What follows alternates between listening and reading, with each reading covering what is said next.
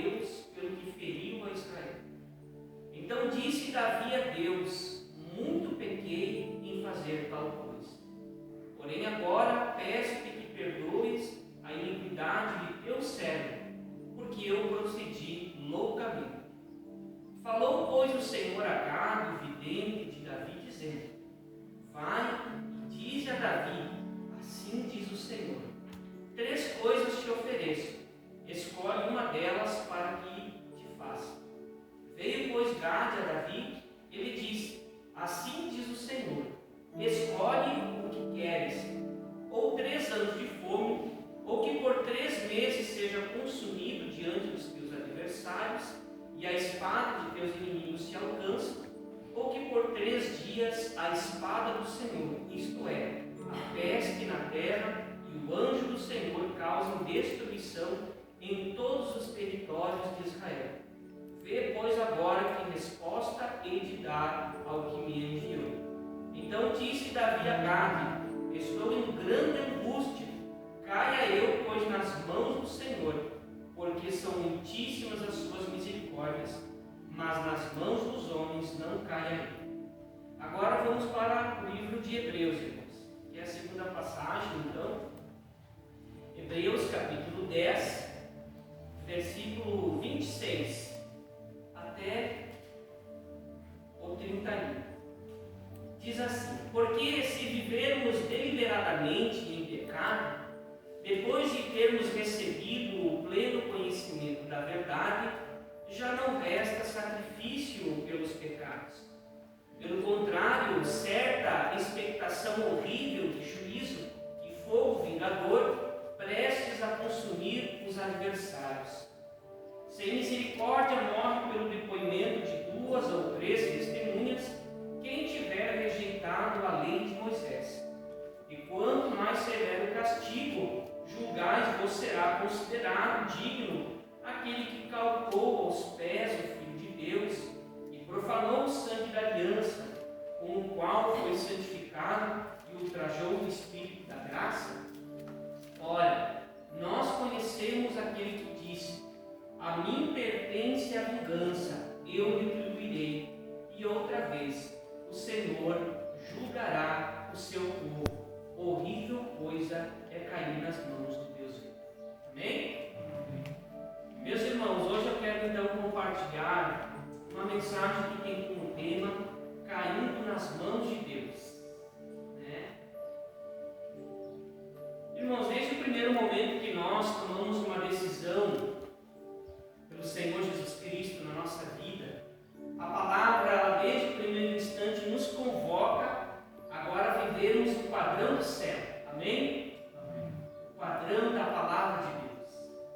O apóstolo Pedro, e eu vou citar o apóstolo Pedro, mas todos os apóstolos que ali escreveram, Tiago também, enfim, nas palavras do próprio Senhor Jesus, eles nos convocam o povo de Deus a que vivamos agora essa santidade que nos torna diferentes do sistema do mundo.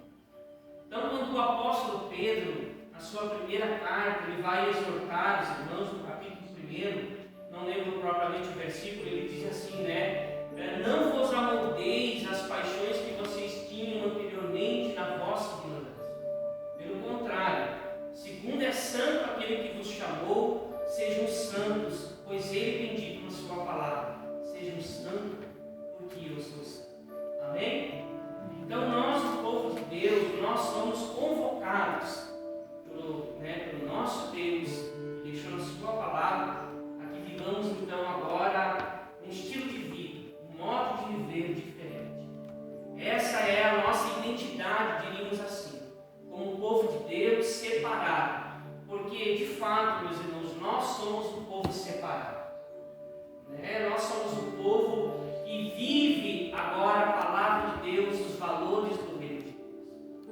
A questão é, meus irmãos, que nós vivemos essa transformação. A palavra do Senhor diz que a velha natureza já não pertence mais àqueles que realmente foram regenerados.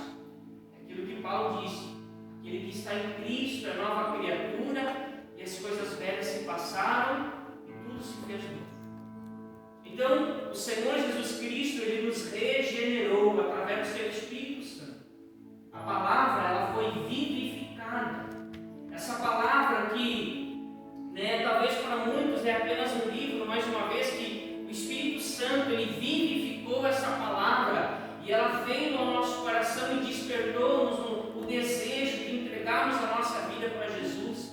E a partir deste momento que nós tomamos essa decisão, a palavra de Deus diz que o Espírito Santo, nesse processo, ele já trabalhou em nós, ele já nos convenceu do pecado e ele já nos transformou, nos regenerou uma nova criatura, um novo ser. E então o velho homem, a velha natureza foi destruída. E é interessante porque o apóstolo Paulo também dizendo, ele fala que foi crucificado o velho homem, para que agora não sirvamos mais o pecado como escravos. E graças a Deus por isso. Todavia, meus irmãos, e aí vem todavia, o entretanto, porém, ainda estamos nós sujeitos muitas vezes a falhas. Estamos por vezes sujeitos a termos as nossas recaídas. Quem de nós, e aí é a pergunta que eu lanço para você, quem de nós já não passou por um momento de, embora tendo já entregado a sua vida ali de coração e sabe que vive uma nova realidade, infelizmente em algum momento talvez cometeu um deslize, um pecado, e isso pesou no teu coração? Quem de nós, meus irmãos, talvez nesse processo cometeu algum pecado e sentiu-se tão pesado dentro de si que precisou clamar misericórdia a Deus?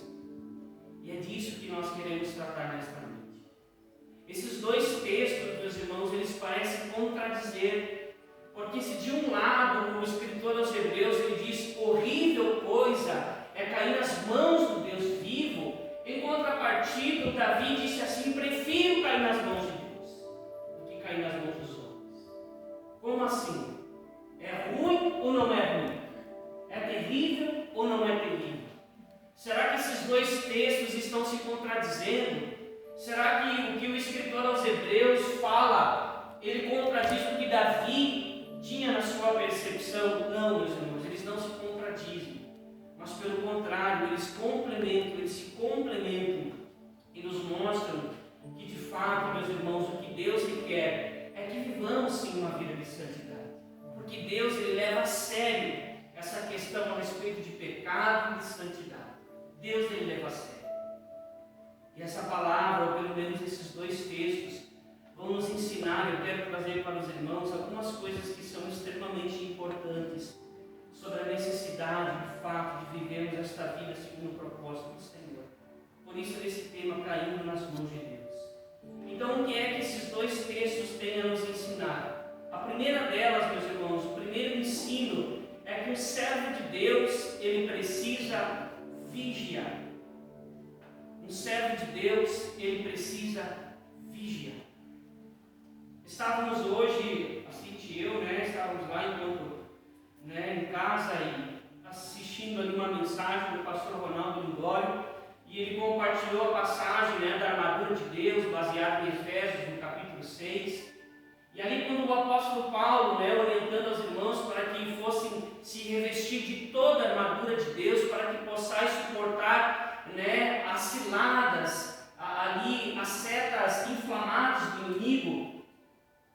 Mas ele vai dizer assim naquele texto, o apóstolo Paulo, que nós temos três inimigos. O primeiro inimigo somos nós mesmos, a nossa natureza humana, ainda, irmãos, pendendo para o desejo do pecado. E achei interessante ele trazer assim um exemplo que é muito claro. Ele diz assim: você não precisa programar o pecado, ele surge espontaneamente. Você não diz assim: hoje às 10 horas eu vou me propor a pecar. Não. Você precisa estar o tempo todo, porque diz-nos a palavra: o pecado está à porta. Amém? Ele está o tempo todo, ele está na esquina. E aí é interessante que ele disse assim, certa vez pregando para um grupo de jovens, e ele disse assim: olha, o pecado está ali tão próximo, tão perto. E ele disse: não, na realidade, aquele jovem disse assim: o pecado muitas vezes está no simples teclado do computador. Porque hoje, meus irmãos,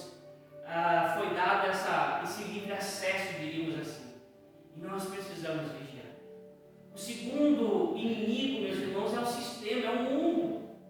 O mundo que lança justamente todas as suas ofertas a fim de que venha satisfazer a nossa natureza pecaminosa. E o terceiro inimigo das nossas almas é o diabo, que é o príncipe deste mundo, é o príncipe desse século. E que ele vai justamente tentar induzir as pessoas. E é interessante porque, meus irmãos, o inimigo ele não vai se lançar para quem já é dele, ele vai se lançar para aqueles que são do Senhor Jesus. Meus irmãos, se você manteve a sua Bíblia aberta, e eu quero primeiramente recorrer ao texto de 1 Crônicas, todos nós conhecemos a história de Davi.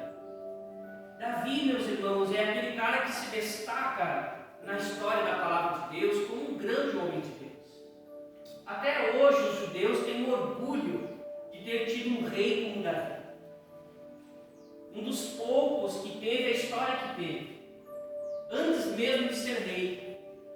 O cara que venceu Golias, o cara que pastoreava as ovelhas de seu pai e que lutou com um leão, lutou com um urso. Enfim, Davi é aquela figura assim de maior destaque, diríamos, no Antigo Testamento. E é interessante, meus irmãos, porque a Bíblia, nas palavras, inclusive de Estevão, quando ali falava a respeito da história de Israel, ele foi denominado Davi como um homem segundo o coração de Deus. Já pensou? Um homem segundo o coração de Deus. Quando Deus fala com Saul, que foi o primeiro rei de Israel, o antecessor a Davi, e Saul já começava a dar suas bancadas, Ele não fazia aquilo que Deus ordenava. Na primeira delas, que foi quando ele então se antecipou ao profeta Samuel, para ali fazer sacrifícios, diz-nos a palavra que estava ele e o exército esperando Samuel, mas o profeta se demorou, e aí então Saul se antecipou e ele mesmo foi lá e sacrificou. E aí quando chegou Samuel, diz assim para ele: mas o que tu fez, cara? Que bobagem essa que tu fez? Porque estava demorando e eu mesmo fiz, sacrifiquei. E aí o profeta já disse: olha, pois Deus desagrada de ti. E aí nas palavras de Samuel ele diz a seguinte frase: o Senhor buscou para si um homem que lhe agrade. E esse homem era Davi. Ali já na primeira mensagem Deus estava dizendo para Saul: Deus buscou para si um homem que lhe agrade. E Davi foi esse homem que agradou a Deus. Embora a Bíblia não omite os seus erros, os seus pecados, inclusive outro dia eu ouvi um pastor ele dizendo, interessante porque Davi ele cometeu até mesmo mais pecados do que o próprio Saul. Mas depois, mais adiante, a gente vai ver qual é a diferença entre Davi e Saul. Saul nada. Saul não é isso mesmo. Saul. Eu me confundi com Esaú. Saul. Mas por que, meus irmãos? Mais adiante a gente vai entender. Eu quero depois trazer ali no próximo ponto, nos pontos seguintes. Ou seja, meus irmãos, Davi é aquele que a Bíblia descreve um homem segundo o coração de Deus, um homem quem Deus foi buscar para que lhe agradasse. Mas foi esse Davi que aqui nesse texto, a palavra de Deus é muito clara em dizer, lá no versículo 1, Satanás se levantou contra Israel e incitou Davi a levantar os seus de Israel. Foi Satanás que botou no coração de Davi. Mas ele não era um homem segundo o coração de Deus. Mas ele não foi um homem escolhido por Deus para agradá-lo. Sim, mas Davi não vigiou. E mesmo sendo um homem de Deus, ele cometeu o que cometeu. E tanto é que a palavra do Senhor diz no versículo 7, tudo isto desagradou a Deus. É interessante, meus irmãos, porque aqui o pecado de Davi já tinha cometido aquele outro pecado que foi de ter cometido um adultério com Batseba. E pior do que ter cometido um pecado com Batseba, diz a palavra que ele mandou matar o marido da Batseba para esconder o pecado. Então ele já tinha cometido isso, já era talvez para Davi ter aprendido a lição, Até porque não faltou avisos. Quando nós percebemos no versículo 2, do capítulo 21, o Joabe, que é o oficial do seu exército, deu um parecer assim não muito agradável, entendeu que aquela atitude não era assim legal. Versículo 3, melhor dizendo: disse Joabe: multiplica o Senhor teu Deus este povo 100 vezes mais. Porventura, ó rei meu Senhor, não são todos os servos de meu Senhor? Por que requer isso, meu Senhor, para trazer assim culpa sobre Israel? Ou seja, Joabe estava dizendo: Davi, não faça isso. Não foi por falta de aviso, não foi por falta de alerta, mas Davi não vigiou.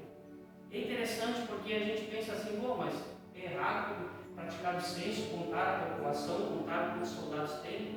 O que há de pecado nisso? Então os trabalhadores do IBGE têm tudo um pecado, né, irmãos? Brincadeiras à parte, não. Aqui, o texto não explica o fato, ele só cita o fato. E o que se interpreta, alguns interpretam que porque Deus não queria que se fizesse o censo, porque ali por detrás dessa atitude havia um tipo de uma vaidade no coração de Davi.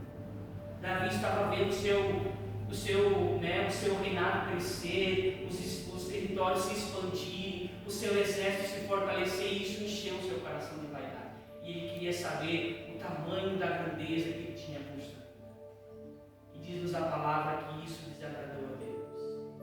Isso nos mostra, meus irmãos, que o pecado não necessariamente está apenas atrelado a algum aspecto. Essa semana, ouvindo também um pastor, achei muito interessante. Ele diz assim: quando se ouve que alguém caiu, principalmente assim, voltado à área dos homens, irmão em Cristo, pastor caiu. Aí qual é a imagem que nós automaticamente associamos? Caiu no adultério. Mas não é só esse o pecado. Mentir, tramar, guardar mágoas, orgulho, raiva, tantas outras coisas que às vezes nós fazemos vistas grossas, também é pecado. Tanto é que a palavra de Deus diz que a própria omissão da prática do bem é uma forma de pecado. Tiago diz: aquele que sabe que deve fazer o bem e não faz, está pecando. Aproveitando o gancho que antes já tinha sido falado, por exemplo, levar a palavra de Deus, resgatar vidas que estão se perdendo, indo a passos largos para o inferno. Quando você vai de encontro a essas vidas, você está fazendo bem, mas quando nós nos omitimos em fazer isso, nós estamos pecando. Então o pecado, meus irmãos, a gente não pode categorizar. Eu sei que alguns escandalizam mais, mas a palavra de Deus vai dar uma gama de ações, atitudes que estão na categoria de pecado. Quando Paulo vai descrever lá em Efésios 4:25, ele diz: por isso, deixando a mentira, falai a verdade, cada um ao seu próximo. Ele fala da mentira, ele fala do roubo. Aquele que furtava, não furte mais, antes trabalhe com as próprias mãos e faça o que é direito. Não saia da vossa boca nenhuma palavra torpe, mas sim unicamente que for para edificação e transmita graça àqueles que te ouvem. E ele vai falar sobre perdão: perdoai-vos uns aos outros, assim como Deus nos perdoou. E ele vai falando de tantas coisas, vai falando da ira: irai-vos, mas não pequeis, não se põe o sol sobre a vossa ira. Ou seja, quando ele adverte a respeito disso, ele está dizendo: não deixe com que estas coisas te dominem, porque isso é pecado. Isso te afasta de Deus. E nós precisamos então vigiar. Amém? Interessante, meus irmãos, porque a palavra ela nos dá inúmeras advertências a respeito de Satanás, como aquele que está o tempo todo tentando nos induzir ao pecado. Eu quero aqui citar alguns que são bem conhecidos. O primeiro deles é 2 Pedro 5:8.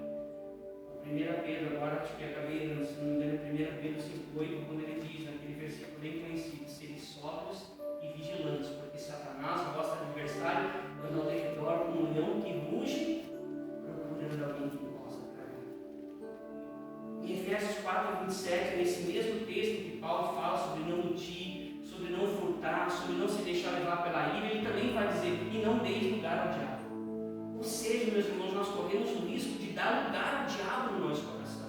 Mas como? Eu sou de Jesus, sim. Se nós não vigiarmos, é possível que Satanás ele possa entrar na nossa vida. A palavra do Senhor diz que Satanás entrou no coração de Judas, e Judas estava com Jesus, acompanhava Jesus, exercia o ministério junto com Jesus. É possível que Judas evangelizou, é possível que Judas estava entre aqueles dois que foram encaminhados para evangelizar e voltaram dizendo: Senhor, no teu nome até os demônios se submetem. Ou seja, é possível, meus irmãos, nós interpretarmos que Judas expulsou o demônio, mas ele não vigiou de si, ele deixou o diabo entrar no seu coração. Então nós precisamos vigiar. Tiago diz 4:7: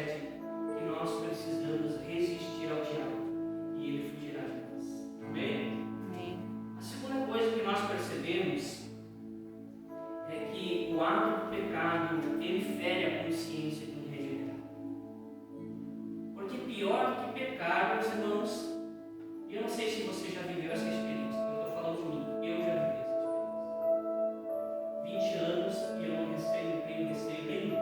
Digo com muita vergonha, tristeza, eu já sei. E isso me feriu meu coração. Agora, pior do que pecar, meus irmãos, é você não sentir o peso do pecado. Isso que é o problema.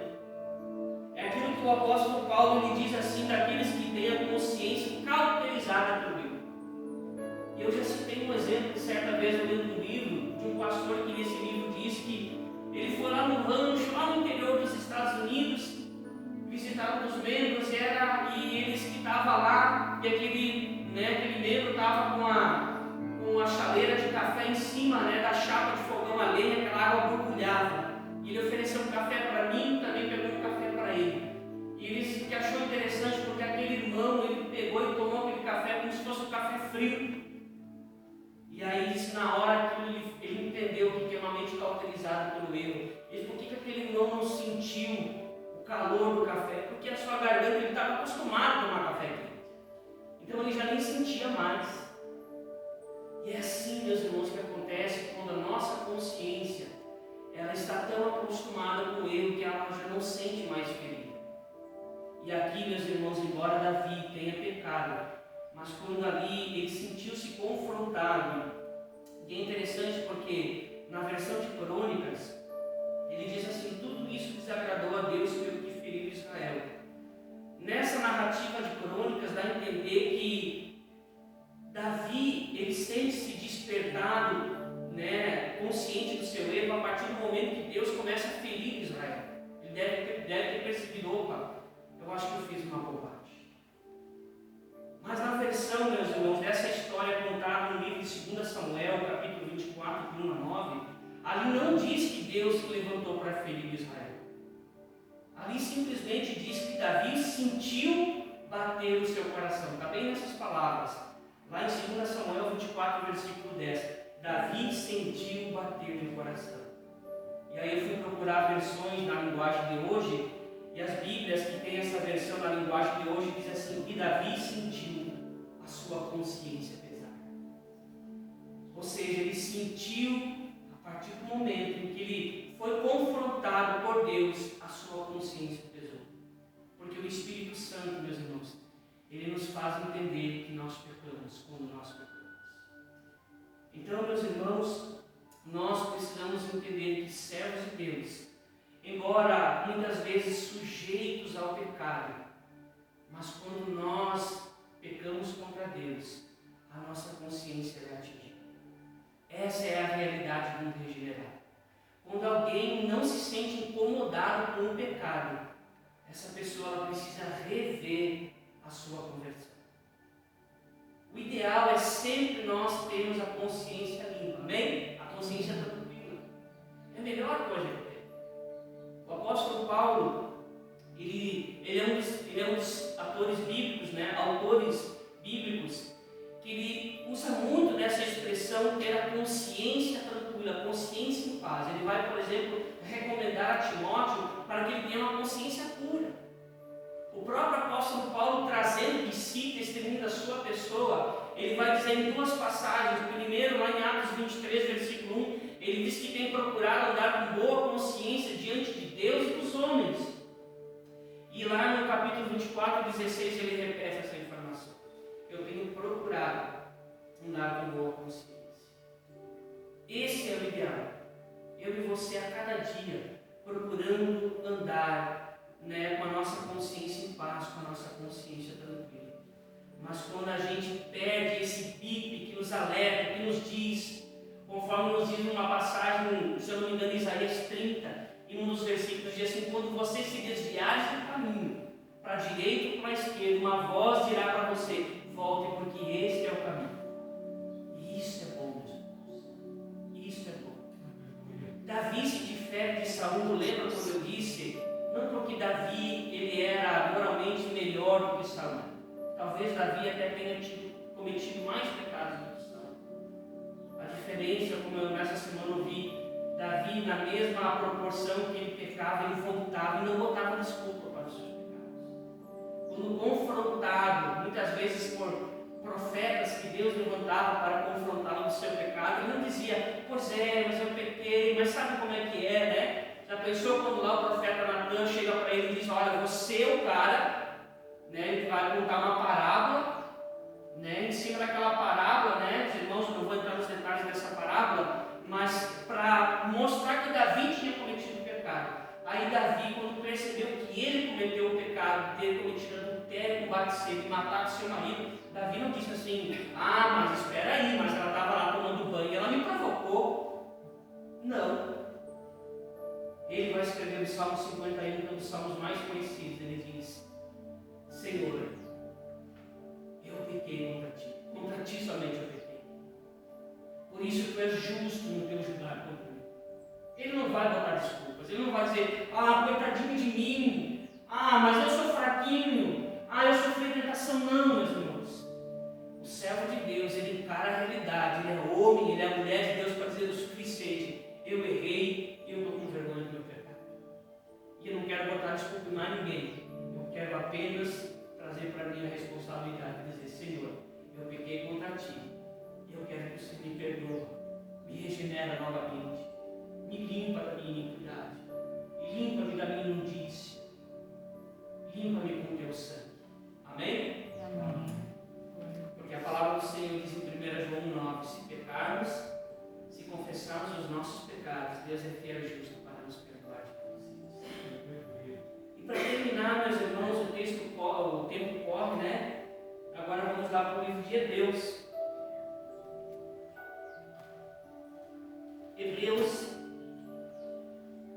E aí nós vamos entender por que Hebreus não contradiz o que disse Davi. Davi, ele disse: olha, eu prefiro, quando o profeta Gad chega para ele, né? Olha, escolhe aí, ó. Você tem 3 opções. Ele disse: eu prefiro cair nas mãos de Deus, porque em Deus eu encontro misericórdia. Nos homens não. Os homens não têm misericórdia, Deus tem misericórdia.